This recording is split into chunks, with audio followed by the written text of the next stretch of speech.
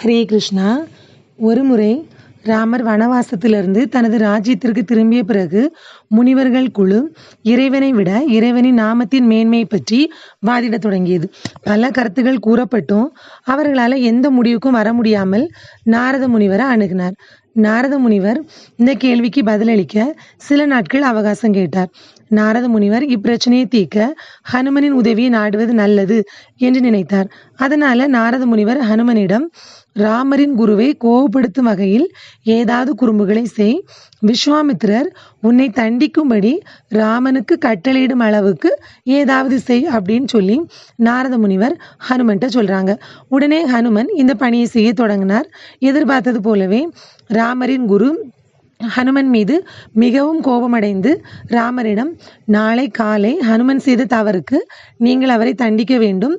முனிவர்கள் மற்றும் அனைத்து நகர மக்கள் முன்னிலையில் நீங்கள் உங்கள் சக்தி வாய்ந்த அம்பை ஹனுமன் மீது எய்ய வேண்டும். இதை பார்க்கக்கூடிய எல்லாருமே குருவை தொந்தரவு செய்தா என்ன நடக்கும் அப்படிங்கிறத கத்துக்கிடணும் அப்படின்னு விஸ்வாமித்திரர் ராமர்கிட்ட சொல்றாங்க. ராமர் தனது பக்திமிக்க சேவகன் ஹனுமனின் நடத்தையை கண்டு ரொம்பவே ஆச்சரியப்பட்டார்.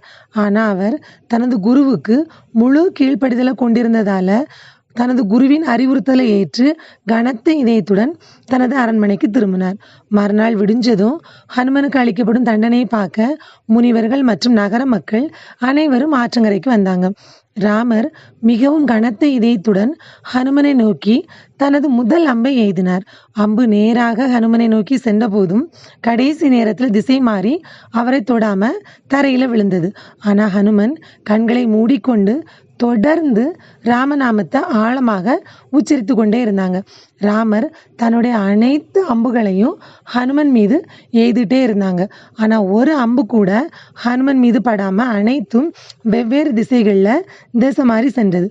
இந்த சம்பவம் முடிந்த உடனே அங்கிருந்த முனிவர்கள் அனைவருமே பகவான் பேரின் சக்தியை ஒரு மனதா ஒப்புக்கொண்டாங்க.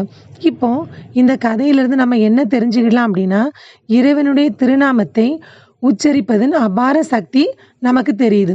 அப்புறம் தெய்வீக ஆயுதங்கள் கூட கடவுளின் பெயரை உண்மையாக உச்சரிப்பதால பயனற்றதாகிவிடும் அப்படிங்கிறதே நம்ம தெரிஞ்சுக்கிடலாம்.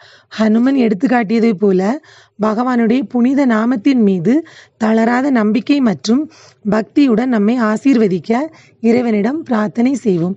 ஹரே கிருஷ்ணா.